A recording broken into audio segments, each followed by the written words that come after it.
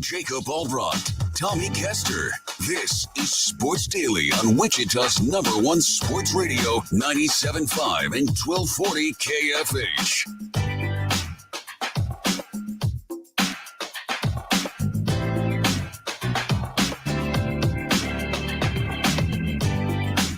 All right, welcome in, everybody. Happy Wednesday to you. Happy hump day to you here on Sports Daily with Jacob Albracht and Tommy Castor. We are glad to be here with you this morning.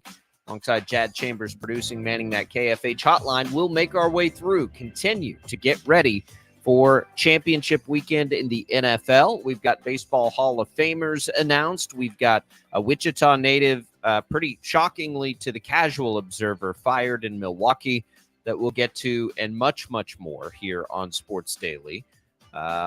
We've got a cool little local story Chad will tell us about here in a little bit. Tommy, good morning. How are you this morning? Man, I'm good. I was shocked. I know you mentioned briefly Adrian Griffin and that whole situation. I texted you yesterday. Shocking. Feel like that was out of nowhere. I know we're going to get into it and a lot more college basketball tonight with the Shockers and the Wildcats. And, of course, we can't forget the Chiefs and the AFC Championship, so a lot to get to. Yeah, let's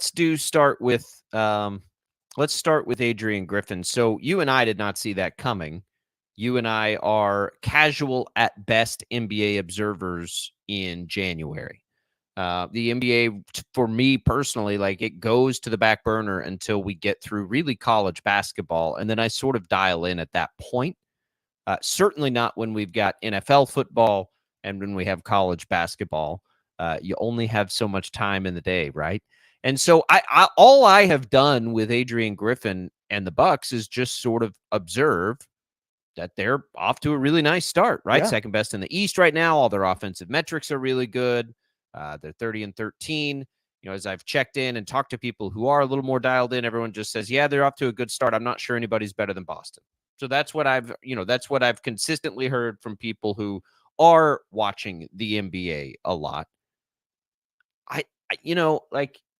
So that surprised me big time that Adrian Griffin, the Wichita native, Wichita East graduate, a guy that has been really gracious with his time to us here, a guy that really, really appreciates his roots and loves being from Wichita, which makes us fans, right? That surprised me. So then I start looking like, what is going on here? Like, this is weird, which is everybody's reaction. And then you start to see stuff that there may have been some infighting in the locker room.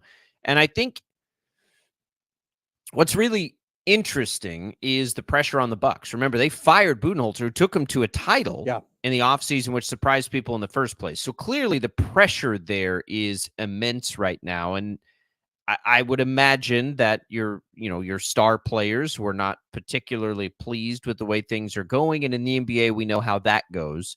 There's not a league in the world, I don't think, where players have more power than in the NBA. So it makes sense when you read some of those things. It bums me out that Adrian Griffin, who has waited so long for the opportunity to do this, got that short and that raw of a deal seemingly.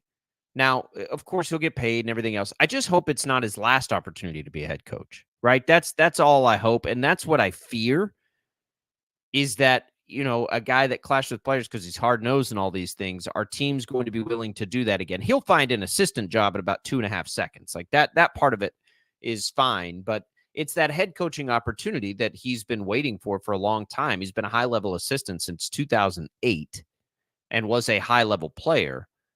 So my biggest takeaway from all of this is that I really, really hope that doesn't dampen his if it didn't work in Milwaukee, if it wasn't a good fit, that's fine. Like that's okay. Like whatever. But I just hope it doesn't dampen his long-term prospects as a head coach in the NBA. Yeah, find another coach that went 30-13 and lost his job. And then if you just look at it at face value, that's the shocking part, that you've got a Bucks team that they've won a bunch of games. And if you don't really deeply follow the NBA and you don't really deeply follow the Milwaukee Bucks, you can look at it at face value and just say, Well, what more does the guy have to do? He's 30-13. Why is he losing his job? And then you start reading more into it. And I'm not justifying the Bucks decision, No. but you look at, the concerns about the defense that is, they're not playing well, infighting in the locker room, like you mentioned, not really working maybe between Giannis and Damian Lillard, and the fact that there's a championship window that the Bucks feel like is open, and if things are not taken advantage of right now, then they might not have that window much longer. So there are all of these justifications as to why Milwaukee made this change. Like you, I feel bad for Adrian Griffin. I feel bad that, I'm sure that right now, this morning, he's thinking, what more do I have to do to be a head coach in this league? I'm leading this team to a 30-13 record through 43 games, and they show me the door. I don't know if he'll get another head coaching opportunity. And I don't know if that's really necessarily on him, but I think a lot of teams are going to look at the fact that, hey, he won games, but Milwaukee didn't want him as the head coach. And they're going after, it looks like, Doc Rivers to replace him. So why should we roll the dice and bring in Adrian Griffin? I think that more than likely he'll probably end up back as an assistant somewhere. I think if he gets another head coaching job, it would need to be with like a young team, which would make more sense anyway. But the reality is, and this is why this probably shouldn't surprise us, Milwaukee fired Budenholzer last year, who helped them win their title. Exactly. He won at a higher clip even than Adrian Griffin was this year, and he won 70% of his games. I think Griffin's winning like 69, so it's very close. But they already told us what their standard was, and if they're willing to fire the guy that took them to a title, that did all of these things after he went 58-24, it probably shouldn't surprise us. And look, they took a massive risk in bringing in, Dame Lillard to try and get this done. So yeah, the NBA is just, it's different than a lot of places. I get it. It's a hard one for me because I just am not as locked into it as I used to be. There was a point in time, or really it was up until I moved here, that I was all in. I love the NBA, watch it all the time. I still love the NBA. I just don't have time to watch it on a nightly basis. So these kinds of storylines that are developing over a season, I don't know that they're happening, right? I'm more of like a box score NBA observer until we get through March Madness, pretty much, and then I lock in. So it sucks for Adrian Griffin. Again, we're all fans of Adrian Griffin. He's been good to us. He wears, the Wichita banner well, and he's always been very appreciative of his time here. Anytime he gets the opportunity to talk about it or be back to, to here to be a part of the community. So we wish him well. We hope he lands on his feet. It'll probably be as an assistant for a little while. I just really, really, really hope that it's as a head coach again, so we can see, big picture, what kind of head coach he can be in the league. Yeah, so there's an article that's out right now on The Athletic from Shams Charania talking about the decision that Milwaukee made to fire Adrian Griffin and just everything that's gone on this season. There was, and I don't know if you followed this much, but there was an assistant coach that stepped down before the season started, and it seemed like there were disagreements between Griffin and the assistant coach. At one point, management put together a meeting between Adrian Griffin and Doc Rivers, thinking that Doc could maybe give him advice and guidance as he's learning on the job. It sounds like players were willing to be patient with Adrian Griffin, but the issues off the court continued to grow. And so it kind of led to this. And so again, like, you look at just from a 30,000-foot view, if you don't follow it closely, you're like, well, they're 30-13. What's the issue here? And it sounds like there were some behind the scenes issues that, unless you're really diving in deep with what's going on with Milwaukee, you may have never known.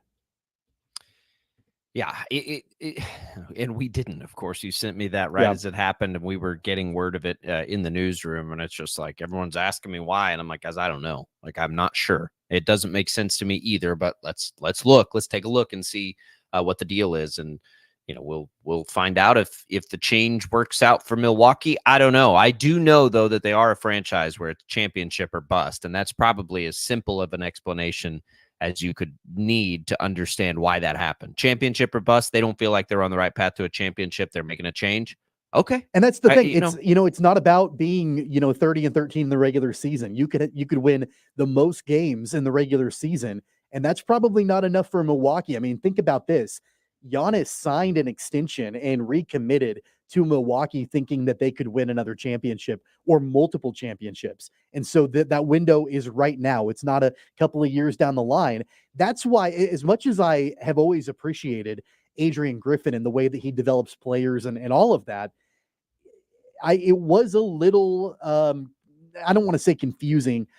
I sort of questioned the hire at the time because he's a first-time head coach. And so there's going to be some growing pains. I thought that the best fit for Adrian Griffin was to be promoted to the Raptors head coach when all of that went down during the offseason. And so I thought that was a little interesting that he went to Milwaukee and that Toronto didn't give him the job. But I did too. But at the same time, I was like, heck yeah, he's going to Milwaukee. This absolutely. is going to be awesome. Sure. Right. Like, and we, first thing we thought of course, when Dame Lillard was traded, we're like, dude, like this is lining up perfectly. But does it did it make a whole lot of sense? I mean, in retrospect, hindsight being 2020, with a coach that's a first-time head coach, learning how to be a head coach in the league with a team that wants to win right now. It did, because if you go back and look at who he was an assistant under, he has been an assistant under some of the great coach. When Paul Savage put him into the Wichita Sports Hall of Fame and he came on with us, he talked about from everybody from like Don Nelson to Greg Popovich to he's worked under the best. So I get that piece of it too. Like, this guy has, some of the best defensive minded coaches, some of the best offensive, like all of these things were right there for him. So I get it. And it's going to be fine. He'll be okay. He's going to continue to have great success in the NBA. I just hope it's eventually, again, as a head coach and not just as an assistant. These things happen in the NBA more than they do in other sports. So good luck to Adrian Griffin. If you missed that news yesterday, he has been fired by the Bucks despite getting out to a 30-13 record about halfway through his first season as a head coach in the NBA. All right, that's one piece of the news that happened yesterday. Another piece, the Major League Baseball Hall of Fame. We don't talk a ton about this building up to it. We'll talk about it because we have the class now, and we can get into it as we return. The KFH hotline is open for you here on this Wednesday at 869-1240. Jad Chambers is on that for you. Rick chimes in on the Griffin situation, said they're complaining about defense, but traded their best defensive player in Drew Holiday. I get it. I think, Rick, it's go get Damian Lillard and be as good, defensively as you can be through a coach. That's kind of what, if you read, part of the problem was, I guess, but they're desperate. I don't know what else to say other than Milwaukee is very, very desperate right now. All right. Let's take a break. We'll give away some HTO at some point here on the program as well. A lot to get to on this Wednesday edition. We'll do it as we make our way through a Wednesday on Sports Daily.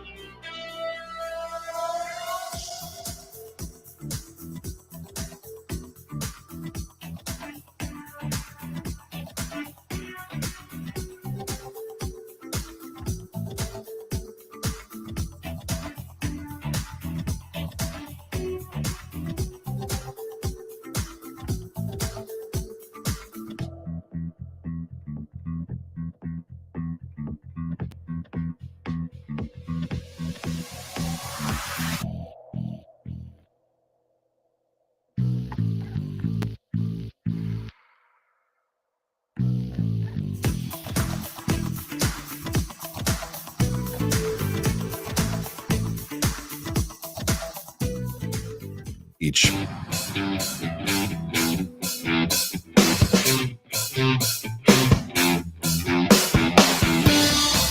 Hey, Shocker fans, you can tune into 103.7 KEYN tonight for coverage pregame of the game. Pregame starts at 5:30. If you're a Wildcat fan, you can tune in right here to KFH at 7. Not near a radio, both of those games will be available streaming on the free Odyssey app. We'll get into those college basketball games in just a little bit. Let's talk about the Major League Baseball Hall of Fame here, Tommy. We haven't spent any time on this up until the voting was completed. I am very pleased that Adrian Beltre is a first ballot Hall of Famer. 95% of the vote. That actually does surprise me a little bit.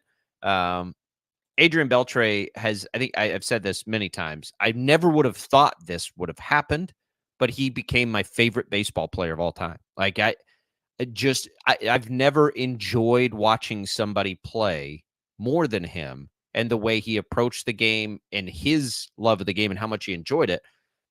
Never seen anybody like it. Vladimir Guerrero is maybe like a close. Salvador Perez has a little bit. That's why I appreciate Salvador Perez so much, is because of how much they appreciate what they're doing and where they are.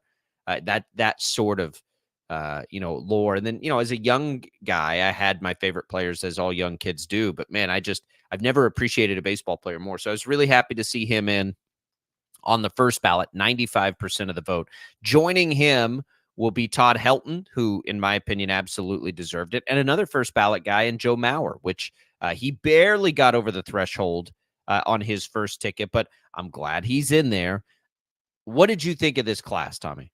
I don't have a problem with it. It's kind of a boring class. I mean, Adrian Beltre. Oh, I love this class. It's fine. Todd Helton, I think that he gets forgotten about a lot because he played for some really bad Rockies teams. And in a lot of years, he was like the guy for that team. There really wasn't a whole lot of support around him. And, he hit a lot of home runs in Coors Field. I don't think that should necessarily be a knock against him. So I'm fine with him being in the Hall of Fame. It doesn't really get me super excited, but I'm okay with that. Joe Mauer is kind of the same way. I like Joe Mauer. I forget about Joe Mauer a lot and what he did for Minnesota over the course of his career. So outside of Adrian Beltre, and don't get me wrong, I totally believe that Adrian Beltre should have been a first ballot Hall of Famer. I'm totally cool with that.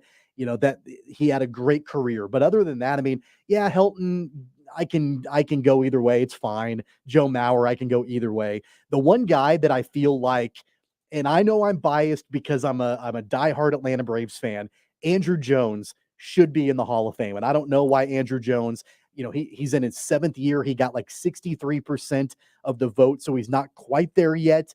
I feel like he should be there. Gary Sheffield is another guy that hit a ton of home runs that he is not going to be in the Hall of Fame. I He got don't caught get up in the that. steroid stuff. Kind of. I mean, but he's not as big in that world as some of those other guys like Alex Rodriguez and Barry Bonds and Roger Clemens. I mean, Sheffield is kind of a fringe steroid guy, so I don't really understand that. But other than that, I mean, I feel like it's a fine class.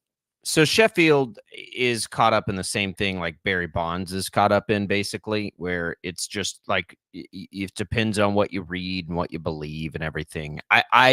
Again, I've said this many times. I would put all those guys in and almost like create your own wing. We're trying to tell the history of the game through the Hall of Fame, right? You're trying to remember the history of the game. I think baseball's is far too exclusive. I've never agreed with that. I don't know why we still only have, writers deciding this. For instance, Billy Wagner, who 100% deserves to be in the Hall of Fame. He's one of the top 5 guys that's ever played his position.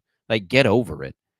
But there were, I think, 3 writers that voted for Billy Wagner last year that didn't vote for him this year. How does that work? And like at some point, like you're either a Hall of Famer or you're not. Maybe there's years where 10 guys deserve to get in, and maybe there's years where nobody deserves to get in. That's fine. But you're not doing your job telling the history of baseball if you're not putting in one of the greatest closers we've ever seen. And to Andrew Jones, your point, yeah, we do need to celebrate guys who are rock star defensive players. That's a part of the game. Yep. Defense is a part of the game. Yep. He played the most premium position, one of the 2 or 3 most premium positions at a level we've rarely seen it played before. Yes, that player deserves to be a part of the history of the game that way. You're equating Gary Sheffield and Barry Bonds, and I know that, there are a couple of similarities there. Sheffield wasn't caught up in the steroid world as much as Barry Bonds was. Yeah, he was. He wasn't. In Game of Shadows. So he was in the Barry Mitchell Bonds report, and Sheffield was mentioned in like a paragraph in that book, where Barry Bonds had like multiple chapters dedicated to him. Yeah, but the same things, the same things in that book reflect. I mean, have you read that book? It's incredible. Yeah. And I'm not saying like it's a book. It's not like it's not the 10 Commandments or anything like that. But there is the trainer there who had his book of all these players that used in their schedules. Gary Sheffield's name's in there. That's why, like, I think they should be in. It's just it's because his name is involved in all of that stuff. You know why? The same reason why we're not going to see Rafael Palmeiro in the Hall of Fame, or like some of these great players who, I mean, that's all it is. Why we're probably not going to see Manny Ramirez in the Hall of Fame. None of those guys were directly implicated. When I think of steroid guys, I think of McGuire and Bonds and Sosa, Palmeiro. But that's just because they were the best steroid guys. I don't think of Gary Sheffield in the steroid world. You know why, in my opinion, Gary Sheffield didn't get the number of votes? It's because the writers didn't like him when he was a player. That's all there is to it. That's the same reason why Barry Bonds is not in the Hall of Fame. Now, of course, the steroid thing is a lot bigger, but the writers didn't like Barry Bonds. Wasn't nice to them. Barry Bonds wasn't friendly to them. Like, that's on record. And that's another issue with these writers getting votes for the Hall of Fame, is that when you've got players, I guarantee you, Todd Helton was probably perfectly fine with the writers. Joe Mauer was probably perfectly fine with the writers. That's the subjective part about this that I have a problem with, is that the people who are deciding this are ones that are giving their personal feelings towards these players and how these players made them feel over the course of their careers. It's not objective. It's subjective opinions. And I know, and I read an interview with Gary Sheffield where, he talked about when he was a player that there were times that he was not particularly friendly to the media. And that's an issue, as he's looking at being in the Hall of Fame, because these same media members are the ones who are casting the votes. So what needs to happen is it needs to be a collective of, media members, writers, writers that are actively involved in the game, by the way, only. And then it also needs to have representation from the players and probably somehow from managers, right? You just have to take a broader approach to it so those types of things don't happen. And look, play the game, be nicer to the media. It's dumb, but be smarter than that. And the other thing, again, like it's impossible to navigate the steroid years. It just is, right? It's just impossible. How do you know any of these players didn't use, right? When almost everybody certainly was at the time. So I say you put everybody in, and then you hang banners that explain what was happening in baseball from X years to X years. Because again, here's my other problem with it. Those writers who are being exclusionary to these players who used, you didn't know they were using when you were a baseball writer. If you didn't know they were using when you were a baseball writer, you were really, really terrible at your job. You didn't ask them about it, because I was like an 8-year-old kid or a 10-year-old kid who absolutely knew these guys were using steroids. I was a pro wrestling fan. There's only one way people look like that. And that's how. There's only one way, Mark McGwire looks the way he looked. The only other people in the world who look that way are bodybuilders. Why? I mean, come on now. Like, you didn't know at the time because you didn't ask the hard questions either. Writers sitting on your pedestal. So as somebody who feels compelled at times to have this journalistic responsibility, like, you didn't do your job either. If you can't sit on your high horse now when you absolutely knew that stuff was happening when you were doing it, but you were enjoying the ride like everybody else, right? It made the game better. It saved the game, probably saved your job because people were that interested in the game. So don't give me a lecture about that. You knew at the time this was happening. If I knew as a young kid it was happening, get over yourself. So put them in, explain what was happening in the game at that time, and move on with our lives. The other thing, too, do we know with 100%, without a shadow of a doubt, certainty, that the 3 guys that got inducted into the Hall of Fame never used steroids? We don't know that. And I'm not accusing them. I'm not accusing them of that. I know what you're I'm saying is I that, agree. We've got this level of accusatory behavior with the guys that we know for a fact did. A-Rod, we know he did. Barry Bonds, we know he did. But what we don't know is 100% who did not. And I don't think we 100% know Barry Bonds did. We know A-Rod did because he admitted it, right? So if that's the issue with all of this, is that everything is tainted. Everything is. It is, and that's why you have to put them all in, because I don't want to have to wonder, right? Like, just put the best play, because here's the other thing, and this is, people aren't going to like this, but for me, this is the way I think about the Hall of Fame. These were the best players of the era that they played in. I've always said my criteria for the Hall of Fame is to make sure we're remembering every era, every year of Major League Baseball, of pro baseball, right? And the only way to do that with these guys is they were still the best of their generation, right? The generation of baseball that they played in, these guys were still the best at it. So don't ever overlook the history of the game and what happened in the cheating, but also you have to, if you're going to tell the history of this game, you've got to put, it's like Pete Rose, like, get out of here with all that. Like, you cannot ignore these players and the impact they had on the sport that you're trying. It's a museum, right? Do we only put good things in museums? No, we're telling history. And this, love it or hate it, the steroid era is a part of baseball's history. I don't hate it as much as most people. I firmly believe it saved the game. And I firmly believe that it made sure that Major League Baseball had a future when it was really perilous at the time. So I don't hate it as much as most. I hate that it happened, but I also understand that it very well may have been a necessary evil to saving the game that I love, because I'm not sure baseball would have survived the strike or all of the things that it survived because of the home run chases and these things that happen. I mean, like, Bonds not Bonds, sorry. McGuire Sosa was as must-see TV as baseball has ever been before. And that ensured its future. So again, just tell the history of the game. This is what happened during that time. And let's all move on. And then you just and we're done with that era of baseball, right? So I don't know. Again, it's fine if they don't put the steroid guys in like the agree. I don't care. It doesn't bother me. Brandon says the Hall can tell the story without inducting the players. That's true. But to Tommy's point, we're never going to know who did and who didn't. It's impossible for us to know that. And so it's not fair to all of it to just cherry pick, I guess, at that time. And it's unfair to the players that didn't use, that got in the right. I mean, it's unfair to them. It's unfair to everybody.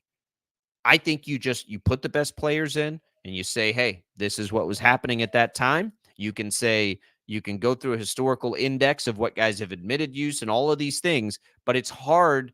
I don't want in 20 or 30 years kids that love baseball not to know some of these players. I think Andrew Jones should be in. Moving on from the steroid thing, I didn't even intend for us to go that way. Carlos Beltran will be interesting, 57% on his second year on the ballot. I think Billy Wagner will get in next year out of that. Thank you, writers, for allowing him in his final year. That kind of nonsense. He's one of the best closers of all time. Put him in. Goodness sakes. Next year, Tommy, you'll have Ichiro, who will certainly be a first ballot Hall of Famer. Yep. And then it's a little dicier. So I'm looking at a list from CBS Sports right now. You've got CC Sabathia, who won 250 games. He'll be an interesting case. He's certainly not going to be a first ballot guy. They've got Dustin Pedroia listed. Give me a break. Dude didn't even have 2,000 hits. I didn't even have 150 home runs.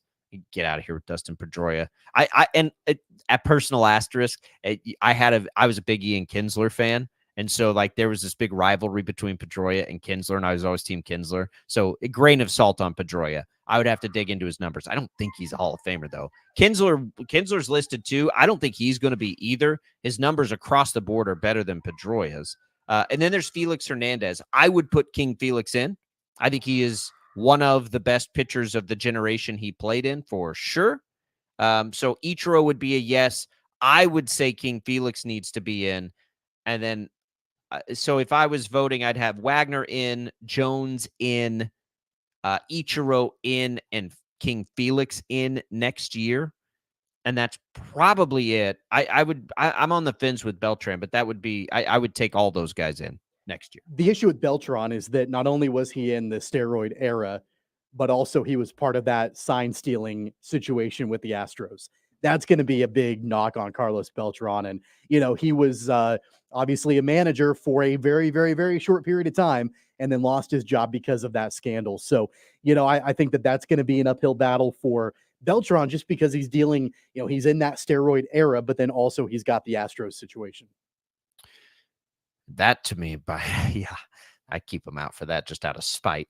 I don't know what'll happen with Beltran. He'll be interesting. I think those other guys certainly need to be in though. Felix, Ichiro, Andrew Jones, and Billy Wagner. Those guys all to me need to be in. All right.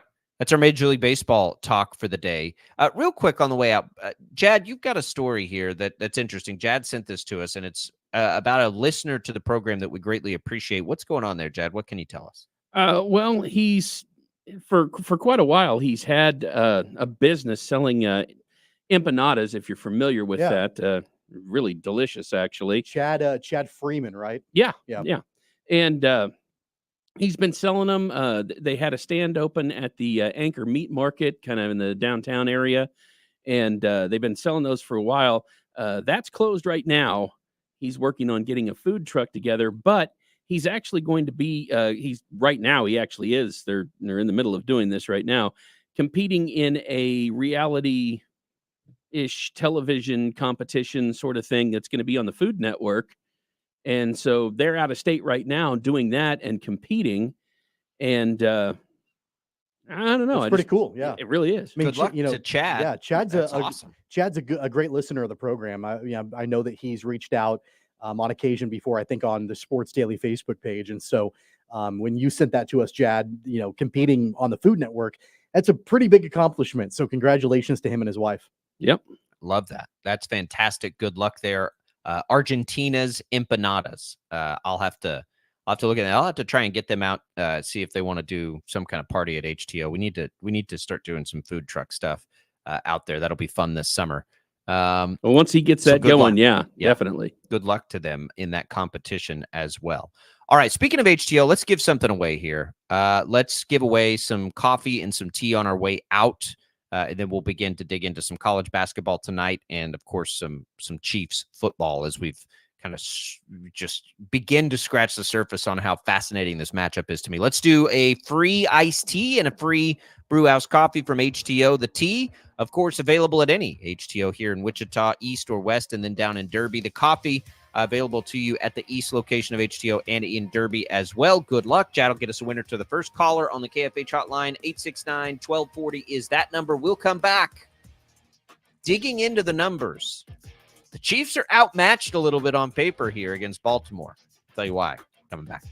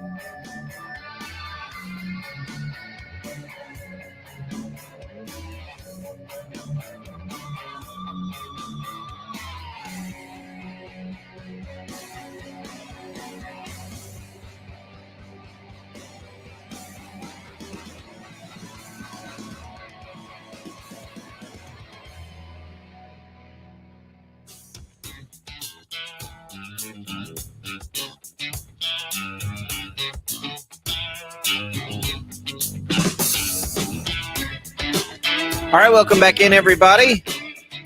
Glad to have you here on Sports Daily. Jacob Albracht, Tommy Castor on this Wednesday with you.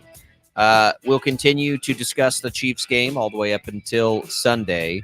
Tommy, it's interesting. I was just sort of going through some of the numbers for TV yesterday. Baltimore's got them outmatched, man. They're 7 points a game better on offense. They force more turnovers. They have more sacks. The Chiefs' defense has been great. Baltimore's defense has been just a tick better. Points per game, Baltimore's number 1, Kansas City's number 2. We've talked about all of these things. They're going to have the MVP. Just about any metric you look at, they've been better than Kansas City this year. I still like the Chiefs this weekend. And that's the thing about Kansas City is they're a different team now than they were for the biggest chunk of the middle of the season, really up until very recently. And it's the Mahomes factor. You know, like if the teams are equal or if Baltimore's even a tick better, which they probably are top to bottom, it's still the Mahomes factor. And it is knowing that the Chiefs defense is at least as good as Baltimore's. So then you get to that point. Dan Israel told us yesterday he'd be shocked if Willie Gay doesn't play. So I'll say that I imagine Willie Gay plays. And if that happens, even with the bad matchup seeming to face the Chiefs in the run game, I still like them because I like what they can do in this spot. And they have Mahomes. How many times could with the Patriots we just say, yeah, well, they got Brady. And it was true, right? It played itself out that way. So I think we've got that here, and I still like the Chiefs this weekend. Yeah, I think that one thing that stood out to me when we talked to Dan Israel yesterday was him comparing and contrasting Josh Allen and Lamar Jackson and the way that they run, because they're different. They're different kinds of runners. Very and, different. So, and I never really thought about it to that extent. I just thought, okay, they're both really good runners and that's it. But they are different in the way that they do it. Josh Allen lumbers his way, and is like a freight train and gets going and he's hard to bring down. Where Lamar Jackson, and at times looks like a running back out there in the way that he does. He's more like Michael Vick was, right? Just quick twitch, that kind of stuff. Absolutely. And so, the Chiefs had trouble, especially in the first half last week, containing Josh Allen. So I know that the big priority this week is going to be doing everything possible to game plan a way to contain Lamar Jackson. And, I don't know if it's a thought of, hey, you know what, we'll concede, some of these maybe middle tier runs that Lamar can do as long as we're not giving up the big play, or if there are other ways that they can game plan this. It's certainly going to be a challenge because that's the thing about Baltimore is that not only have they won a lot this season, but in many different cases, they've won big. They've demolished their opponents in multiple weeks. And so the Chiefs have to do everything possible to not let this get away from them on Sunday. I haven't bet it yet because I won't be surprised if the number gets closer to 4. And 3.5 is pretty much 4, right? It's just as good because you get the field goal covered. But the 44.5 tells an interesting story because both of these teams have been, I think Baltimore's averaging about 28 points a game and Kansas City about 21. So their average is much higher than that. But I think Vegas is believing more in the teams, both of their defenses than it is their offenses. And I feel the same way, by the way. I think this game is more about the defense than it will be about the offense. And so when that is in play, right, when you're thinking about it that way, it's like, okay, well, if the expectation is for both defenses to be pretty good in this game, and I think that is, both teams probably hovering in the low 20s somewhere. When you have that scenario and you're feeling like the defenses will be effective, that's where I lean to Mahomes. That's where I lean to Mahomes over Jackson. I was as impressed as anybody with Lamar Jackson's second half against Houston, but I cannot forget that he also had the first half that he had, and Houston gave him trouble. And so if Willie Gay's there and Spagnuolo has time to adjust and all of these things, I'm not going away from that until we see it happen. But you want to talk about an opportunity for Lamar Jackson here to just put himself squarely in the conversation. And it's hard because he's going to win the MVP this year. But almost nobody's putting him inside their top 3 quarterbacks. he probably fits somewhere more into the top 5 if people were giving you. But you're talking about the MVP who's going to be a 2-time MVP, right? He probably needs to be higher than any of that. And he's got an opportunity, if they go win this game and he plays well, to sort of establish that. And I think what's always been hard about Lamar Jackson is he plays the quarterback position in a different way than we're used to seeing. So it doesn't look the same. So it's harder for us to process his greatness, I think. At least it is for me. But it's a big opportunity for him going up against Mahomes. He couldn't ask for a better opportunity for his legacy, quite honestly. I get it, and I understand. And all of that, you have said so many different times, and I don't disagree with you that as long as you've got Mahomes and Kelsey in the defense, don't bet against the Chiefs. Yeah, I get it. I get it. I understand. The Ravens are a different animal, and the Ravens, I think, have been a little underrated as the season has gone on. And I think a lot of it is because there was question about whether or not Lamar would live up to the way he's been billed, and everything that went down with him in the offseason and not re-signing and all of that.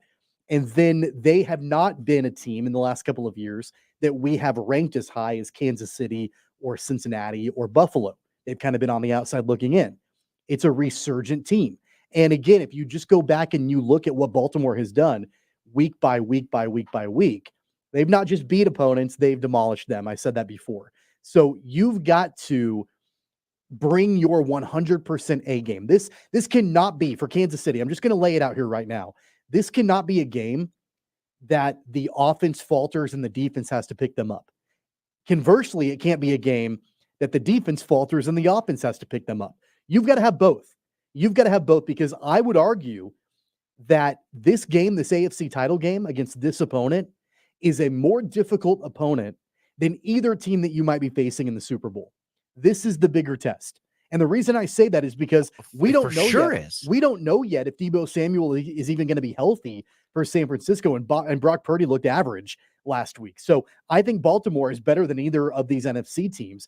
This is the bigger test. You can't have this kind of like one phase of the game picks up the other for Kansas City. You've got to have both.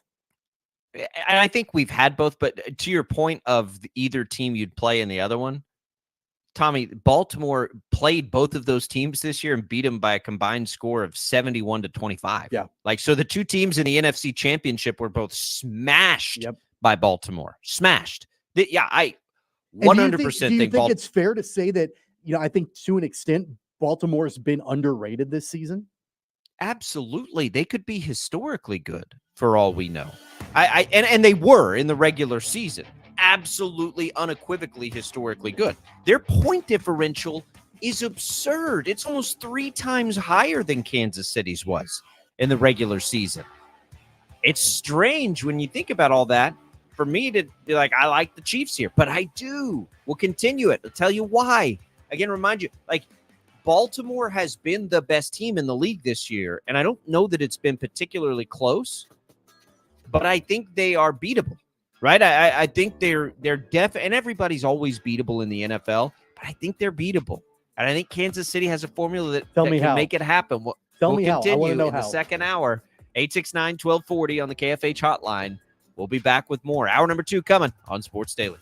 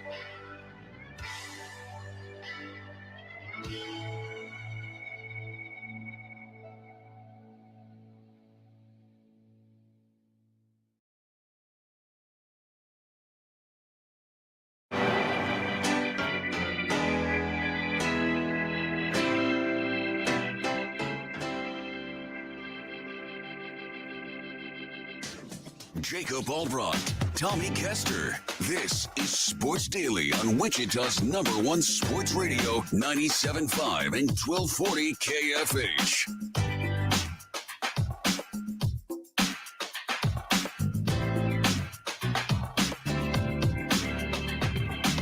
All right, welcome back in, everybody, to hour number 2 here on Sports Daily. Jacob Albracht, Tommy Castor with you. Congratulations to Kevin for winning our HTO giveaway there in the first hour. Always trying to give something away here on Sports Daily for you. All right, Tommy. So we went over everything about why the Ravens on paper have been this juggernaut. And I'll tell you why I still like the Chiefs. And know this, too. This isn't some, stubborn I told you so. I think the Chiefs have absolutely already validated what I've been saying all year, that they were good enough to win in the post. They have 2 playoff wins. They're back in the AFC Championship. This isn't just me, sticking to. No, the Chiefs have already proven that for me. I really do like the Chiefs in this game. I mean, it is genuinely that. I want to know why. I think, well, because for a couple of reasons. I look at the history of the 2 quarterbacks in the postseason. Most importantly, that's the biggest thing for me going into this game. If both of these defenses are great and opportunistic and big-time playmaking defenses, because I think both teams are going to want to do the same thing offensively, right? Run the ball a ton and feature the tight end, right? Both of these offenses are going to want to do the same thing offensively. And if both defenses are as good as they are, which quarterback is more likely in this spot to allow his offense to do what it wants to do? So I start there with Mahomes. I think Mahomes is always going to win that argument until Lamar Jackson proves it, continuously, more than just one half of football, which he had a great one against Houston, but he had a not great one in the first half against Houston too. I think the kicking game is as even as it's ever been when Justin Tucker's involved. Harrison Butker's been just as good this year. And I just, again, a lot of this has to do with Willie Gay. But if the Chiefs can keep this game close early, I think that even as explosive as Baltimore has been, I trust Travis Kelce more. I think Rashee Rice is as good as any receiver Baltimore has. I think it's so even now that the Chiefs are playing this style of football that it just comes into, am I taking Mahomes or am I taking Lamar Jackson? And I just trust Mahomes so much more than I trust Lamar Jackson in the postseason.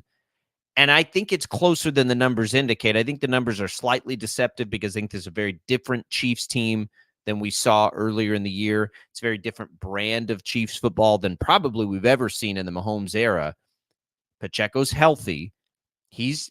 Listen, I was concerned about their backfield before the season because I didn't know if he'd make it to this point healthy. He's made it to this point healthy, and he's a difference maker, and he's always gaining yards. And when both teams want to control the ball and want to control the clock, like they have the same game plan. They have the same strengths.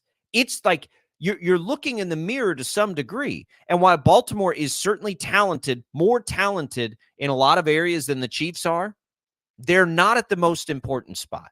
And that's under center with Patrick Mahomes. I would even say I think the head coaches are about a wash. I think John Harbaugh is as good as there is, right? And he's probably a better in-game coach even than Andy Reid. I don't know if he's a better strategist before a game than Andy Reid, but in-game, he might be. All of that, but it's so even across the board, and they really are so similar. I'm taking Mahomes, man. This is a true battle for me between my head and my heart. Like it really, really is. Yeah. Because my heart absolutely feels like Sure. the Chiefs have all the talent in the world to win and go to another Super Bowl. My head tells me, and just the overall body of work from what we've seen from both teams this season, that it's not going to be quite that easy for Kansas City. And here's the reason why, in my opinion. I think that Baltimore, even if they don't play their A-plus game on Sunday, they can still win, right? I think they can put out a B game and probably still win. But for Kansas City, if they don't play their A-plus game, I don't think they win. And that's the difference maker for me. Now, can they do that? Sure they can. If things start to work out, if MVS can follow up his performance a week ago this weekend, that will help. If Isaiah Pacheco can run the football like he did a week ago, that will help. If the defense can lock down not just in the second half, but the entire game, that's going to help out big time. If Patrick Mahomes has a clean game, then that's going to be key as well. But if any of those things don't happen, it's going to be that much more difficult for Kansas City to win the game. Where, on the other side, I feel like with what we've seen from Baltimore this entire season, they've played more complete football games than Kansas City has. And if they don't bring their A-plus game, I think they still have the talent to get the win. Do you think that they played their A-plus game against Buffalo? It was close to that. I don't know if it was A+, but it was probably genuinely A game. curious. It was probably I an think A game. I think the game they played against Buffalo is good enough to beat Baltimore. Yeah. They need to replicate that. And Baltimore's better than Buffalo. I mean, I'm not sure that Lamar Jackson's mistakes. I mean, there were absolutely mistakes in that game. I mean, I can think of one, right? There's one critical from one. a defensive effort, especially in the first half. I mean, they gave up tons of yards to Buffalo. I don't think you can do that. Yeah, but look, you're not gonna shut them down. You're not shutting Baltimore. Even in your A+ game, you're not shutting Baltimore down. Like, that's not gonna happen. So it's relative to it. I would say it's unlikely that Lamar Jackson plays as well as Josh Allen played in that game, but it's more likely that everybody else around the quarterback plays better than Buffalo played in that game. If Lamar Jackson has at or more rushing yards than Josh Allen did a week ago, I think Baltimore wins the game. I think that's a fair statement to make. If Lamar Jackson, because what did Allen finish with? Like 160 yards or something like that? I mean, it was ridiculous. But it's relative for me. So if he slowly acquires the yardage, I don't think that's as much of a problem. If he has 2 or 3 big chunk runs, right, that lead to touchdowns, like if he breaks 2 or 3, that's where it's the problem. Because the Chiefs have shown us all year in the law of averages, they will allow people to run on them. It's not allowing, though, that to turn into touchdowns, right, on long plays that has made that just fine for the defense. We talked about this a little bit yesterday. If Baltimore is running at 4.5 yards a clip, but doesn't score a touchdown on that drive, or doesn't, you know what I mean? So if they're averaging, all this yardage, but in any one given series, they have a 3 and out, or they don't pick up a first down and they have to punt, that's a win for your defense. Anytime they have to punt is a win for the defense. They can run it effectively and still not have that turn into what will kill the Chiefs. If they don't score touchdowns, they're in trouble. Like, for the Chiefs, the bend don't break is going to be perfect for this game. Like, if you're just allowing them to kick field goals, and points will be at a premium, field goals will matter too. It'll matter on both sides.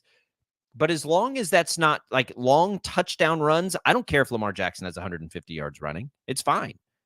If it's not leading to 2 or 3 touchdowns that he broke off on massive chunk plays, it's okay. He's more likely to do that than Josh Allen is, right? Josh Allen on a breakaway play, you're not catching Lamar Jackson. He's too fast. So you can't let that happen. He's also not as likely, though, to break through that initial contact as Josh Allen is. So it is different. I mean, both of those guys are such good runners in such different ways. I mean, if the Chiefs are getting to Jackson behind the line of scrimmage, he's going to go down.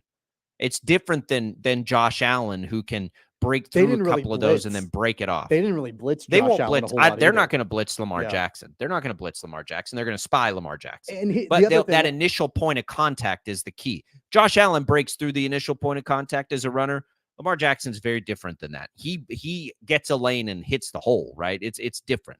I think the other underrated part of Baltimore that we really haven't talked about a whole lot is how good of a defense they have. And that's kind of overshadowed, number one, by Lamar Jackson and their offense, but it's also overshadowed by the fact that Kansas City has a really good defense too. And so if you're ranking those units, I think a lot of people would probably put Kansas City over Baltimore, but it doesn't mean their defense is bad. They're really good. And we talked a lot about Baltimore's been more opportunistic. They've been a more explosive. They've allowed defense. the second fewest passing touchdowns in the league.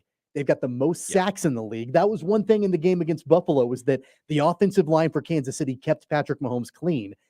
But I don't know the status of Joe Thuney. I don't know what that's going to look like. We know the way that offensive line has been penalized, especially Jawan Taylor.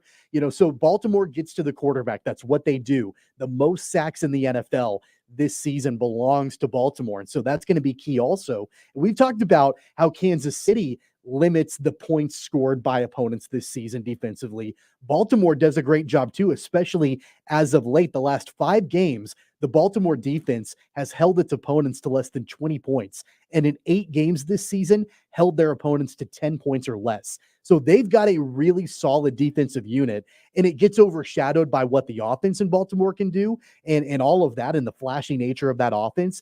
But it's a really, really complete football team all the way around. Yeah, no, I totally agree. And I think if you were ranking the defenses, you'd have 1 and 1A. They're different, right? The Chiefs are a more sturdy, steady Coverage defense. with Yep. Snead and Baltimore is McDuffie. the more opportunistic big play defense. Yeah. There's no question about that. Sacks, turnovers, whatever metric you want to look at for big plays defenses make, Baltimore does all of that better than Kansas City. Kansas City, though, is the more, you're just not going to do much against us. You know what I mean? Like just a steady. Baltimore's been, again, a tick better in points per game. They're 1-2. The Chiefs have been better in yardage allowed per game. If that, and I think it does tell a story about the two defenses. They're different defenses. They're both great. Again, I think that this is a very close matchup when Kansas City plays this way, the way they played against Buffalo, the way they played against Miami, the style that they play. I think it puts them closer to Baltimore. And as that gap closes, I get that's where Mahomes comes in.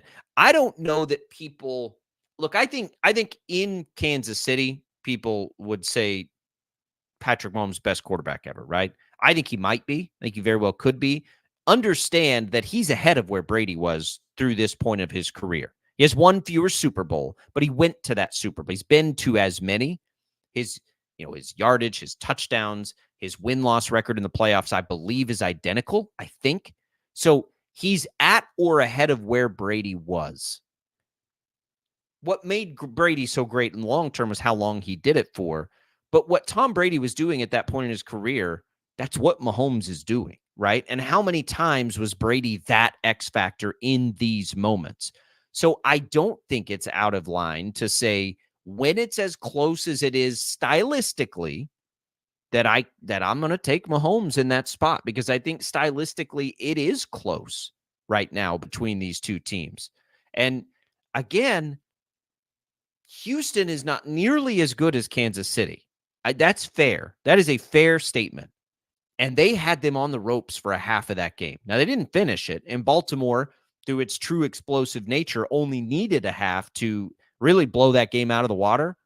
But Baltimore can't afford a half like that either, right? Baltimore can't play that way against Kansas City. You're not going to do to Kansas City's defense what they did to Houston's defense in the second half of that game. Not going to happen, at least based on literally everything we've seen all year long. That's not going to happen to the Chiefs' defense. Healthy, again, Willie Gay, we'll see. I think he'll play. But so Baltimore can't do that either. Baltimore needs its A game in this game too. It's not just all the pressure is not on Kansas. What happened in the first half against Houston when they weren't playing their A game? That was against Houston. Yeah. You know what I mean?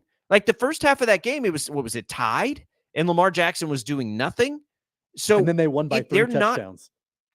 That's how good they can be. But that was a tie game at halftime against Houston.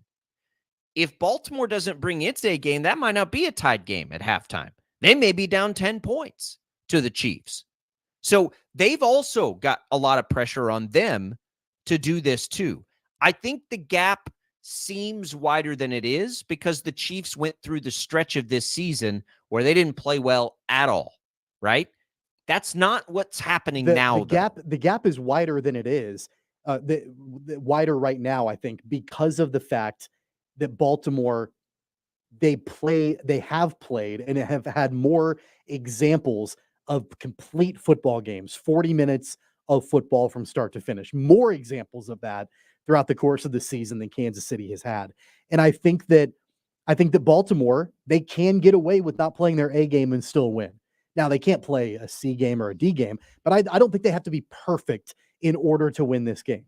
I think Kansas City has to be damn near perfect to win the game. Yeah, I really do. And it doesn't mean that Kansas City can't. I mean, Patrick Mahomes has been on this stage far more than Lamar Jackson has. And so if you want to give just playoff big stage AFC championship experience, you give the nod to Patrick Mahomes. Absolutely.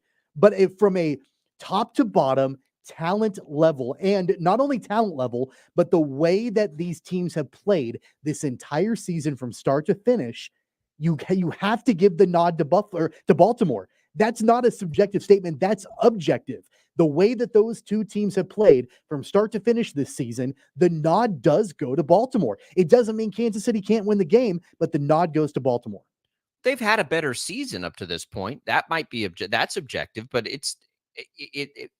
again, But you lots can't of just things throw happen. all that out the window. I'm not throwing it out the window. I'm not. But we know in this spot, almost no team ever is going to play perfect, except for like Green Bay against Dallas. That was probably as close to playoff perfection as we've seen in a game. Otherwise, in all of these games that Patrick Mahomes and the Chiefs have won, they never play perfect in those games. Do you Neither think- will their opposition. So then it comes down to who can, capitalize on the opposition's mistakes, who can withstand making a mistake. Mistakes are going to get made in this game. Neither team's going to play perfect. That almost never happens in the postseason. Didn't happen for Baltimore in their first game against Houston. They played half of a perfect game, right? The other half, it was far from it. So that won't happen. Neither team. And if I'll tell you this, if either team comes in, Tommy, and plays perfect, they'll blow the other team out. But it's not going to happen that way. Neither of these teams is going to play perfect. Neither of the teams in the Niners-Lions game is going to play perfect. So that's where you get into the nitty-gritty of it. And it's almost like which team, A, makes fewer mistakes, but which team is more capable of overcoming them within a game. Nobody has been better than the Chiefs over these last few years than overcoming whatever is thrown at them. And how many times in this run do you watch the Chiefs? And like, I put myself in the opposing fan base's shoes all the time. And the only thing we've ever seen like it is Brady. Like, how did that happen? How are we sitting at the end of this game after everything that's happened through the course of this game and they still have a chance? That is the Chiefs, right? No matter what you do, when it comes down to the fourth quarter, it's almost certainly going to be a one-score game. It's just been their MO through this for so long. And I feel like that's what's going to happen again. So then it comes down to that home stretch. Is Lamar Jackson capable of making all the big plays when it matters the most? To me, that's what will determine this game. If he's not, I think the Chiefs are going to win this game. If he steps up to that challenge and he does make all the plays in the fourth quarter when it's almost certainly going to be that close late, then Baltimore's going to win the game. And so that's what it comes down to for me. I think it comes down to me, how opportunistic can that Ravens defense be from start to finish? Yeah. And how can the offensive line protect Patrick Mahomes if you don't have Joe Thuney? Knowing that Baltimore is the best team in the NFL in getting to the quarterback. That's Absolutely the key to me. How many times too, Tommy, did the Chiefs offense kill the defense? You know what I mean? Oh, absolutely. Like the Chiefs offense hurts the defense. Yeah. That happened all the time. That's my point, is that you can't have that on this stage against this opponent. That can't happen. I remember a few weeks ago, and it was right in the middle of the stretch when things were looking dire for Kansas City. The Christmas Day game against the Raiders and just the Packers game and all of that stuff. And I remember saying at that time, I am done expecting something different to happen with this team. Now, has something drastically different happened? No. Like, they are by and large who we thought they were all season long.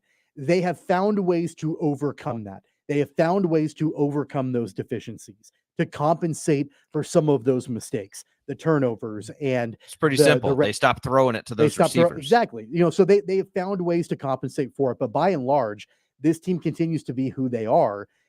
You cannot risk having any of those issues rear their ugly heads in this game on Saturday. So again, I think Kansas City has to play a near perfect game for them to be able to come out on top. Doesn't mean they can't do it. Again, Patrick Mahomes is one of the best, especially in the playoffs, at being able to overcome things. He can definitely do that. But I think that they've got to play as perfect of a game as they've played all season long if they want to have a legitimate opportunity to go to another Super Bowl. Let's look at it from a betting perspective real quick. So you're clearly on the Ravens to win the game. Are you laying 3.5 points with I the wouldn't Ravens? say that I'm clearly on the side for the Ravens to win the game. I just think that the process in which both teams get there, it's a little bit easier for Baltimore. So I haven't fully made my decision yet. I mean, I'm okay. Again, it's kind of a head versus Willie Gay. heart We got to see situation. Willie Gay. Yeah, we got to see Willie Gay's practice status, which starts today when we start to get an idea on that. If Willie Gay doesn't play, my opinion's probably going to change on that too. He is so critical to what the Chiefs need to do in this game. Hey, by the way, our buddy Virgil just chimed in on Twitter. Oh, Virg. Yeah, so he says Baltimore's defense is historic. KC's is pretty good. leading the league in scoring D, sacks, and turnovers, hasn't happened in the modern era. If you give up 150 yards rushing to Lamar, the Chiefs will get run out of the building. I mean, they gave up, what did they give up to Josh Allen? I don't remember what the number was. I think that can be a deceptive number because the Chiefs have been, quote unquote, run on all year long. It's how they're run on that will be the X factor. I'm pulling this number up here just real 72 quick. yards to Josh Allen. 72, but a collection of 182. Right, they gave on up the ground. 182 rushing yards. Yeah. So Buffalo ran the ball well against them. That can happen and probably will happen in this game. It's how it happens that matters because the Chiefs have been run on all year. Again, their run defense is not good. By the way, neither is Baltimore's. Baltimore's run defense isn't good either. All these historic numbers for Baltimore, and as great as the Chiefs' defense has been, it has not been good against the run, and neither has Baltimore's defense against the run. What does that tell you? Are we sure that Baltimore's run defense is not great? We sure about that? Didn't we look this up earlier this year? What's their yard per carry average? The Ravens finished with the least rushing touchdowns allowed in the league. And they're not letting opponents get into the end zone by running the football. So I don't know what the yardage looks like, but they're keeping opponents out of the end zone. Good. Yeah, they're middle of the pack in yards per game. I got to find yards per carry here. Give me just a second. We looked this up earlier in the week. I believe they both allow 4.5 yards per carry. Give me just a second. We're going to pull this up here. But yeah, they're middle of the pack in rushing touchdowns. I don't know what that means, though. Like, how many times did teams have goal line opportunities? I don't know. That's a hard touchdowns allowed by. Okay, so Baltimore, 4.5 yards. They both allow 4.5 yards a carry. They're the same run defense, right? So we don't talk about that enough either.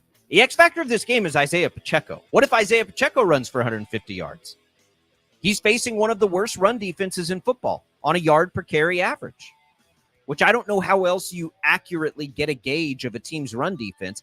Even yards per game is hard because Baltimore's not going to have a lot of yards per game allowed because they were up by 30 points on everybody. Nobody's running the ball. When teams do run the ball against them, though, they've been just as effective as when teams run the ball against Kansas City. 4.5 yards a carry. Both teams. Neither of these teams have a good run defense. That's why I said both of these teams' game plan, Tommy, is going to be the exact same. They're going to try to run the ball and play good like that. They're going to come into this game and do the same thing. You would think, but Andy Reid historically does not lean on the run game. Even if he needs to, he doesn't always do that. Yeah, relative terms, right? The Chiefs didn't run a lot of offensive plays in general against Buffalo because Buffalo controlled the clock for much of it. But they ran it 23 times. It was a 50-50 split. That should tell. I mean, in an Andy Reid offense, they ran it half the time. That's like running it 90% of the time for a lot of teams. For Baltimore, right? I think Andy Reid running it 50% of the time is pretty equitable to Baltimore running it 43 times in the game that they played. Both of these teams are coming into this game running the ball. There's no doubt in my mind they're going to run the ball. We'll see how much the quarterback runs the ball. I think for Baltimore, it'll be a ton. Patrick Mahomes probably run it a little bit too. 869-1240. Give us a call. Let us know what you think. We'll be on this all week, so still plenty of time. We're going to come back. We'll look ahead to some of the college basketball tonight. Both K-State, Wichita State in action. That's next on Sports Daily.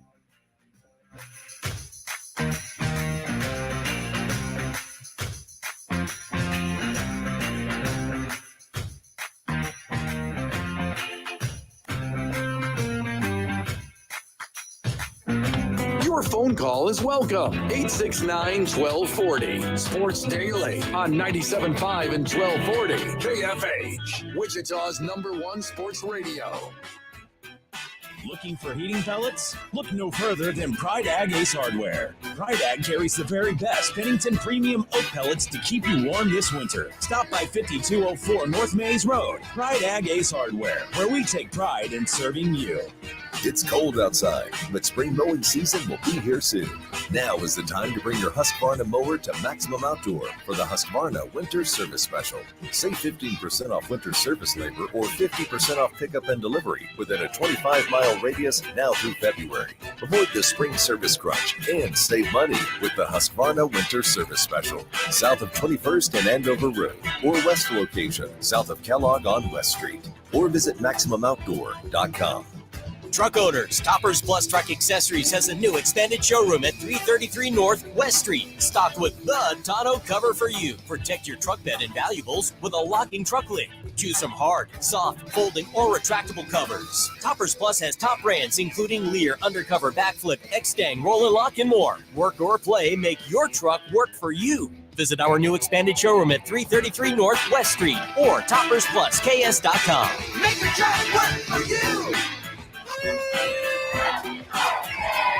Come and enjoy a free birthday boil at Hook and Reel. Valid only with a minimum of a 2-entree purchase, proof of ID, and also valid 3 days before and 3 days after birthday. Located in Town East Parking Lot, East Kellogg. The team that brought you Amy Poehler's Say More, Dr. Sheila comes the Common Podcast, the Chris Chapman duo starring Ike Barinholtz as controversial shock jock Chris Chapman, who returns to the airwaves after being canceled. This is your boy, Chris Chapman. My old show was a victim of a little thing called cancel culture. I vowed to take a long break and really reflect. But I'm here to announce I'm back, better than ever. The improvised Chris Chapman Do-Over is an Odyssey and Paperkite production starring Ike Barinholtz as Chris Chapman. Listen on the free Odyssey app or wherever you get your podcasts.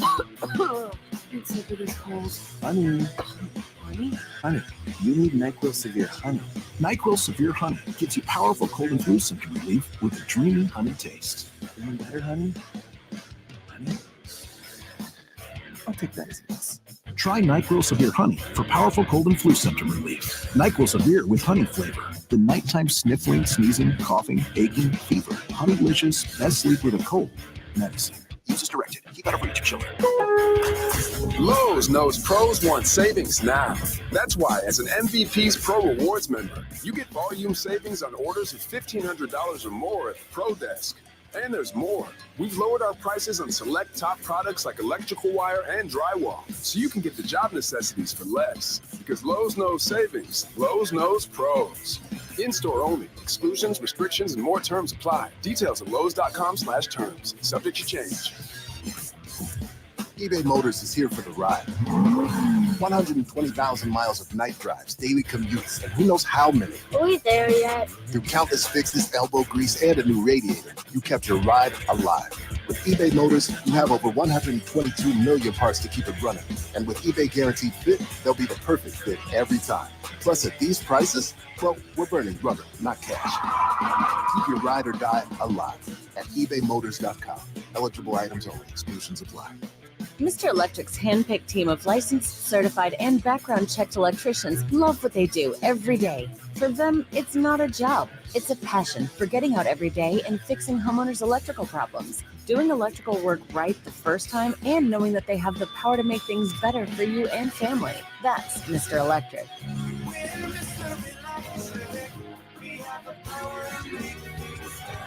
Schedule an on-time appointment by visiting MrElectricWichita.com. Start your next project at Menards and save big money. Complete your kitchen and bathroom update with quality faucets from Delta. Delta has been America's faucet innovation leader for more than 60 years, creating groundbreaking products in both design and function. Delta faucets add the perfect accent to your kitchen or bathroom and match your sense of style. Get the Delta Classic pull-down kitchen faucet for $139.99. Sale price is good through January 28th. Save big money at Menards. In our house, every man is a Wildcat. Bang! He got it! What a shot! Join head coach Jerome Kang every game for the excitement that is Kansas State Wildcat basketball. There's a lob. Oh my goodness! A stop over his head. 3-point try again. Now it's Swift. Your front row seat to every game is right here. Scores and an and one. On your home for Kansas State Wildcat basketball. 97.5 and 1240 KFH. Dude, you gotta hear this. Go ahead. I think I want to hear this. Sports Daily is on KFH. All right, welcome back in, everybody. Shocker fans, you can turn into 103.7 KEYN tonight for coverage of the game. Pregame starts at 5:30. Wildcat fans, you'll turn in right here on KFH for pregame coverage beginning at 7 for that 8 o'clock tip. And if you're not by a radio, both are available to you on the free Odyssey app. Doc Rivers hired in Milwaukee. No surprise there. Everybody thought that's what was going to happen. We'll see how that experiment works. If you're going to make a change, I do think that makes some sense for Milwaukee. Of course, Wichita native, we talked about this off the top of the show. Adrian Griffin was fired despite a 30-13 start to his NBA head coaching career. You can go back and listen to our conversation on that for free on the Odyssey app as well. Jad gets the entire show podcasted out, available for you right there. I know a lot of people listen to the show that way. If you are listening to us from the past, we appreciate it there. We also appreciate you watching us on your videos. What I they're don't know listening what that to was. us now. Can you do that again? That little hand. No, If because you're now watching I'm the video second stream, guessing. I don't know what that Are was. they listening? Are we talking to them from the past or the future? We're talking to them from the past, right? Yeah, if they're listening to us on the podcast right now, you'd be hearing from us from the past. I made don't that know what up. That's that- not really a thing I've ever heard. I don't know what that hand gesture was that you just did. That's but- the past. Oh, That's the past happening. Okay. By the way, you don't know what he's talking about if you're not watching this on our video stream from the present. But that's where you can see Please all stop the waving hand your fingers gestures. around, yeah. Spirit fingers. Facebook, YouTube, Twitch. You can find our video stream. Be warned, though. Let's talk college basketball. We mentioned Wichita State, K-State. Look, the Shockers, I mean, come on now. East Carolina's coming to your place. This is a must-win game for this team. It is absolutely as must-win as any game on January 24th when you're not going to be in the top half of the league has ever been in the history of the world. This is a must-win game for the Shockers. You have got to get that first win. My goodness, it's at home. It's against East Carolina. I don't care about anything else. You haven't won any of these. If you can't beat East Carolina at home, you can't win any of them. Win this game. It's must-win for the Shockers and Paul Mills. You know, East Carolina, they've got their own losing streak going on right now. They've lost their last 3. Not nearly to the effect that Wichita State has had their issues. But I think that Wichita State, on paper, is a more talented team. They're a better team than East Carolina is. That doesn't mean a whole heck of a lot, though, when you actually throw that out the window and the ball is tipped and the game gets going. I think that both of these teams obviously have their issues. Both of these teams are under 500 overall in the season. East Carolina has had scoring issues, kind of in the same way that Wichita State has had to an extent. So while on paper, you look at just the overall facts of the matter and the rosters and all of that, and you can easily say Wichita State's a better team. They should win this game. That's easier said than done with a team that is in the middle of a 7-game losing streak. Yeah, look, I'm going to bet the Shockers tonight because I'm going to bet that they are able to close it out. You want to know, by the way, what Wichita State has done against the spread lately? Oh, they've been terrible. Actually, yeah. have they been terrible? Well, in their last 10 games, they're 1-8-1 against the spread. Okay, that's what I thought. But Yeah. then I was like, wait, they kept it close against some. So overall on the season, they're 5-10-2 against the spread. So even before this losing streak happened, they were not covering in the way that you might want them to. Since Mark Turgeon took over in the year 2000, Tommy, how many times do you think that the Shockers finished a season under 500? Since 2000. There were the first couple seasons of Turgeon, a little bit of a rebuild. The first year of Marshall wasn't great. I'm going to say there were 3 years. Two. Okay. Year of Turgeon, first year of Marshall. Okay. And that will be the thing to look at with Paul Mills because both of those coaches had a ton of success. Both of them were under 500 in their first year. Both of them in their first year in league play finished 4-14 in that league. So me probably more than anybody has been very disappointed in this season. At least, me publicly more than anybody. Very disappointed in this season. But do remember this, Shocker fans. Glass half full, which I'm a big glass half full guy. Both of those two coaches who had great Shocker runs, Turgeon and Marshall, both in their first years finished 4-14 in their leagues. Now, this is a different era of basketball in general in college. I think those rebuilds must happen quicker than they used to because you're not getting probably 4 or 5 seniors on the team that can buy in and do all those things. It's not going to happen for very many teams anymore. So it is a little bit different. but both of those first years were really bad. This year has been really bad for Wichita State. Doesn't need to be. They've been in position to win enough of these games. This is one they must win tonight. They have to do it. You got to get it done. The counter to that I would say is that with Marshall, he only had the historical precedent of what Turgeon did. Took him to the Sweet 16. So there was a little bit of growth there.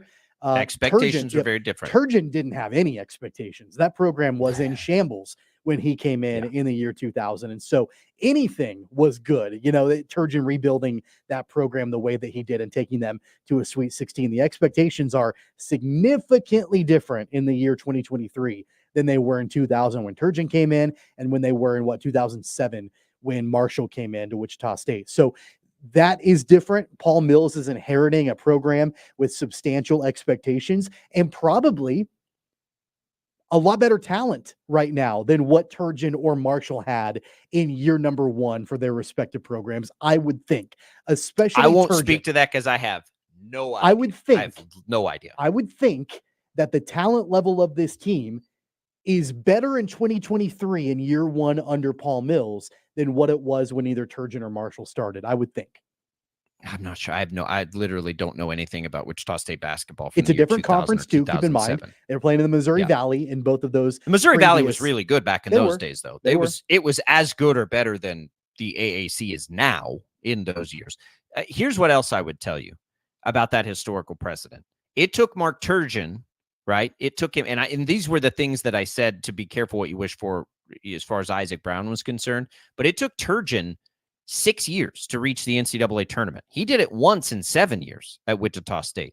It took Marshall 5 years to reach the NCAA tournament. And then, of course, you had the best era of Shocker basketball, but it took him 5 years to get there. Paul Mills ain't getting 5 years to get to the NCAA tournament, right, with Wichita State. So it's not the same anymore, but it does provide just a little bit of perspective for patience, of which I have very little, admittedly. And so knowing that they're in the middle of a 7-game losing streak, knowing that the patience is running thin, what happens if they don't win tonight?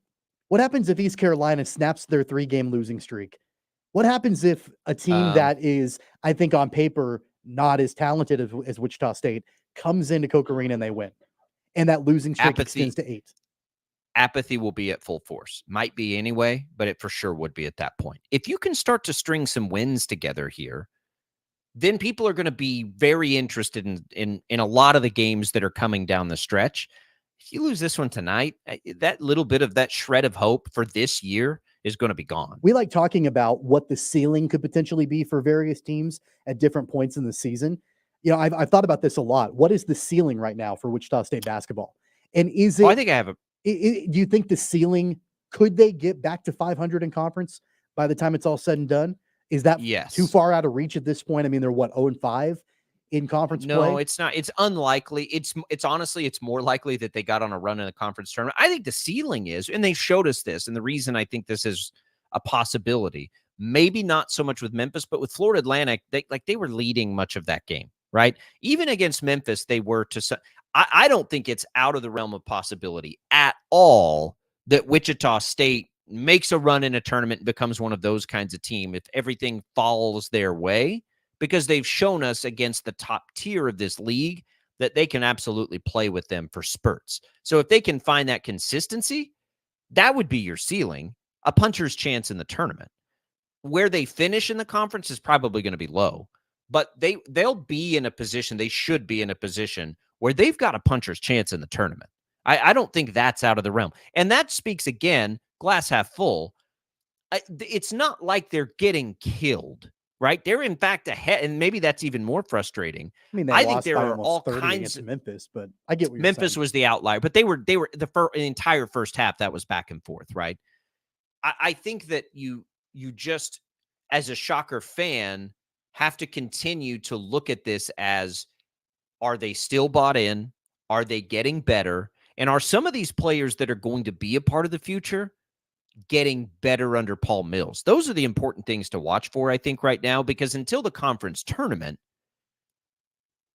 I mean, that's really all we have. They're not going to be contending for a conference title. So until you But get to the if tournament, you're playing for the conference tournament, then you're also playing for seeding in the conference tournament, right? And so potentially, a sure, but they're going to have to win it. I get They're it. going to have to win it I get anyway. it, but a quote unquote puncher's chance in the conference tournament, a lot of that will be dictated by what seed they are and what their matchups are, and who they're playing. If you're my matched up prediction against, is no matter what their seed is, they'll have to beat Memphis to win that. that's what I'm going to say. So If you're going to be, the 12 seed or whatever, and you're facing Memphis in the second round, that's going to be difficult, regardless of when that's going to happen. Like, I get all of that. I think it's unlikely. If they can just do what they need to do tonight, and again, I'm betting them tonight. I'm betting on the Shockers tonight. I'm making that bet. Then I do think it opens the window back. Okay, we've gone through that ridiculous portion of the schedule. Not anymore. Now win some of these games. You got to turn. I'm excited about the future future still. They have to turn the corner. It's not 2000 or 2007. The expectations now are so much different than they used to be. Got to get it done. That game's tonight. You'll hear it on KYN. You hear the K-State game on KFH. We'll preview that next on Sports Daily.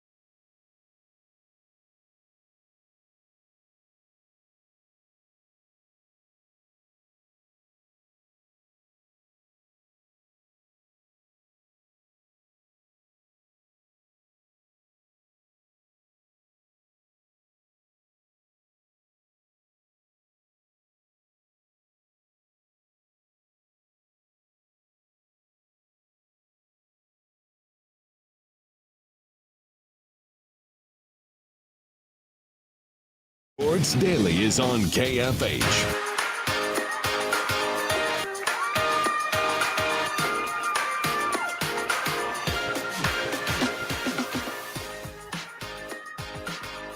All right, welcome back in, everybody. Sports Daily here on KFH. Glad to be alongside you. Jacob Albracht, Tommy Castor. Okay, let's look at K-State tonight. Iowa State should be a fun one. K-State continues to overachieve, I think, Tommy. I think they have vastly overachieved, at least based on expectations. When you look back at no Naquan Tomlin, none of this other stuff. I have been, and I've said this before, I think I've been equally, if not more, impressed with the job Jerome Tang and his staff have done this year than in years past. They go into Iowa State, though, tonight, the ranked Cyclones, Tommy, as 7.5-point dogs. I don't want any part of that on either side, I don't think. Iowa State, interestingly, gets to host K-State, KU in back-to-back games there in Ames. But I don't have I don't have much of an expectation in this one. I would love to see K-State play well. I can't wait to see them in a spot like this, in an environment like this, the Farmageddon on the hardwood, but this will be a pretty tough challenge for K-State tonight. Yeah, I think the biggest challenge is in the way that, they struggled at times against Oklahoma State, the only winless team in Big 12 play. It took a second half comeback. They were down by 8 in the second half for Kansas State to come out and win the game. It's kind of been a Jekyll and Hyde a little bit from this Kansas State team. They've got to have, more of the effort and more of the outcomes that we saw, like when they opened up against UCF as an example.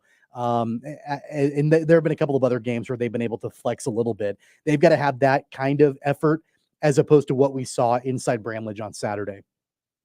So if we're looking at it, at 7.5, I wouldn't bet that. I wouldn't bet either way.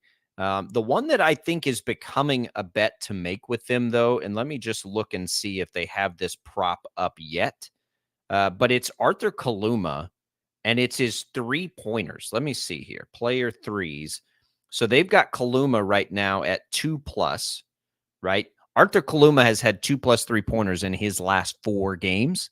He's taken in his last 4 games 6, 5, 6, and 5 threes. He's taken at least 3 3-pointers, Tommy, in every single game this season.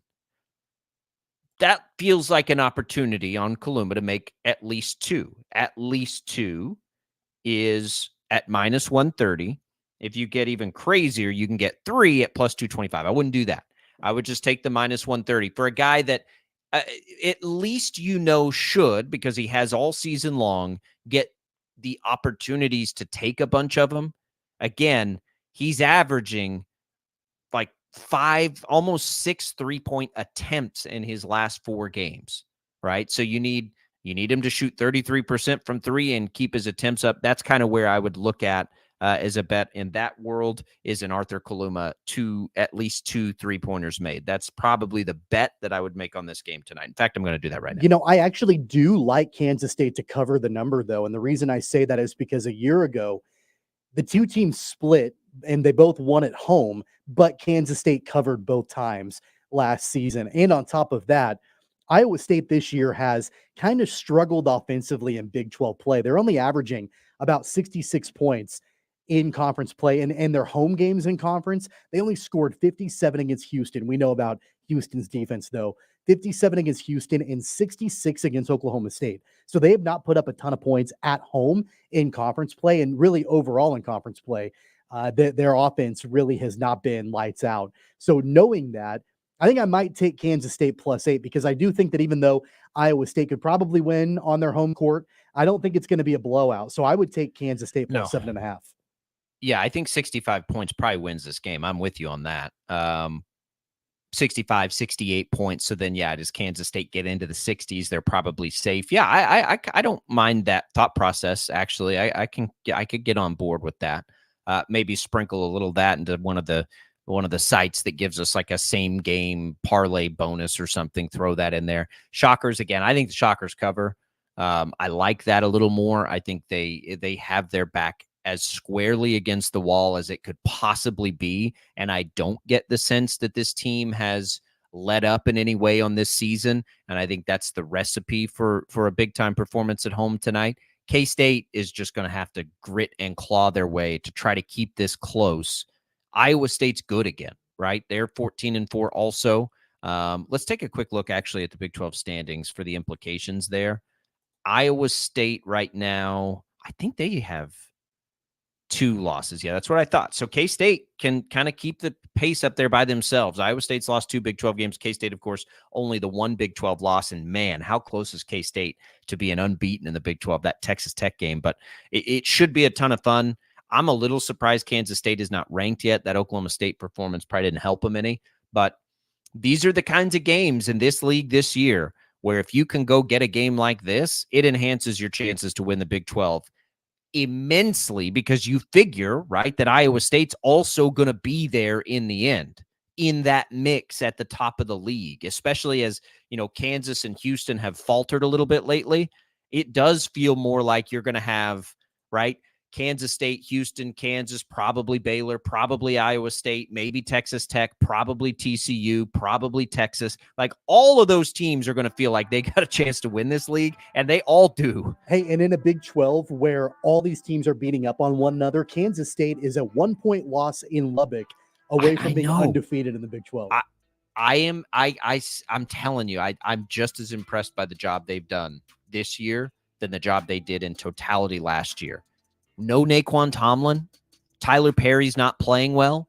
If I told you both of those things, Tommy, you would have told me this might be a last-place team in the Big 12, and I would have agreed. That's a testament to Jerome They have Tang. never had Naquan Tomlin, and Tyler Perry, the guy that they brought in to be the next Marquise Noel, is not playing well at all. Both of those things are happening, and they're almost unbeaten in Big 12. I mean, man. We'll be back. You'll hear that game in Wichita State here tonight. We'll tell you more about those broadcast networks when we return.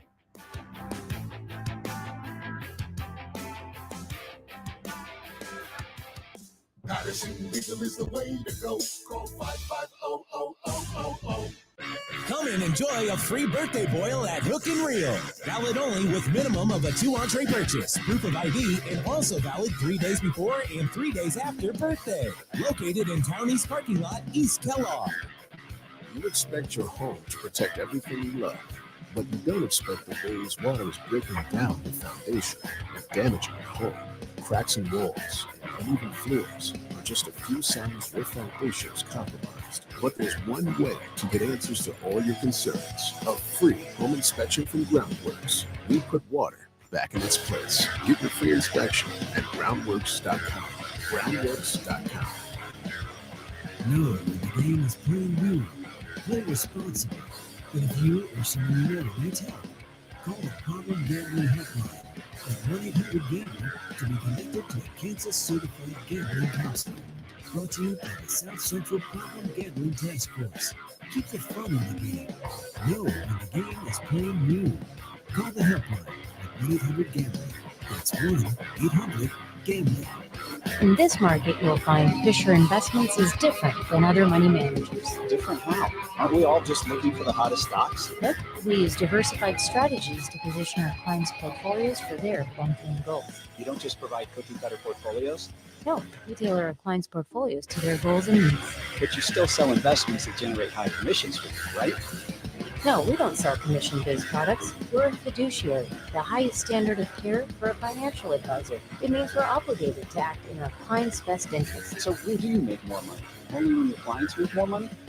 Yep, we have one transparent management fee structured, so we do better when our clients do better. Sounds like you really look out for your clients. We do, because our priority is helping them achieve a comfortable retirement. That might be why most of our clients come from other money managers. Visit FisherInvestments.com to find out why investors like you switch to us. Fisher Investments. Clearly, different money management. Investments in securities involve the risk of loss. McCurdy Real Estate and Auction is proud to present our February 1st multi-property live stream auction event with online-only bidding. The auction features 15 properties and will take place on McCurdy.com at 5:30 p.m. Thursday, February 1st. All properties will be open to view and tour on Sunday, January 28th from 1 to 5 p.m. Don't miss this fantastic opportunity to expand your investment portfolio early in the new year. For details and pictures of all 15 properties, visit McCurdy.com, where our favorite word is sold. Wendy's new breakfast 2 for $3 Biggie bundles let you create your own delicious combo. Choose from a sausage biscuit, egg and cheese biscuit, small seasoned potatoes, and a medium hot coffee. But it's obvious which combo's the best. Sausage biscuit and small seasoned potatoes. Well, maybe it's the fresh cracked egg and cheese biscuit with a medium hot coffee. Or 2 savory sausage biscuits. Whichever you pick, you can't go wrong. Choose wisely. Choose Wendy's new 2 for $3 Biggie bundles. Life insurance. Why are you putting it off? Can't afford it? Too much hassle? Think you don't need it? There's lots of excuses for putting off life insurance. But if you weren't there, who would pay the mortgage and other bills? With Ethos, you could be covered in 10 minutes and boom, family protected. Ethos, fast and easy online term life insurance. Up to $2 million in coverage with no medical exam. Some policies as low as $1 a day. Answer a few health questions and get your free quote at getethos.com. That's getethos.com. The KFH Studios, powered by Devon James Injury Lawyers. Call 888-8888. That's 888-8888. College men's basketball tonight. Kansas State on the road visiting 18th ranked Iowa State. Wildcats are tied for first atop the Big 12 Conference. Cyclones are tied for 5th place, but only a game behind. Very tough to play in Ames. The Cyclones are 11-0 at home this season. K-State overall has won 6 of its last 7. So Vegas has K-State as a 7.5-point underdog going into Ames tonight. Live coverage of K-State men's basketball at 7 o'clock. The game will tip off at 8 p.m. tonight, and that is right here on your home for K-State basketball, 97.5 and 1240 KFH. In the NBA, this news, rookie head coach from Wichita, Adrian Griffin, with the Milwaukee Bucks, fired midway through his rookie season as head coach. The Bucks have the second best record in the NBA, yet they fired their head coach. Wichita's Adrian Griffin now out as head coach of the Milwaukee Bucks in his rookie season. I'm Ted, the Sports Head. Live sports radio 24/7. This is 97.5 and 1240 KFH. Wichita's most listened to sports radio. 97.5 and 1240 KFH. All right, that's it for us, everybody. Busy night for us on the networks. 5:30 pregame coverage of Shockers versus ECU. That's on KEYN. 7 o'clock pregame coverage for K-State, Iowa State. That on KFH. Tune in for all of it. Bob and Jeff here locally 2 to 4 as well. Tommy, let's do it again tomorrow. We'll have Chelsea Messenger in, our betting insider, and Tim Fitzgerald, our K-State insider, to help us out. Looking forward to it. Yeah, going to be a busy day. We'll see you back here then. Sounds good. For Jad Chambers, Tommy Castor, I'm Jacob Albracht. See you Thursday.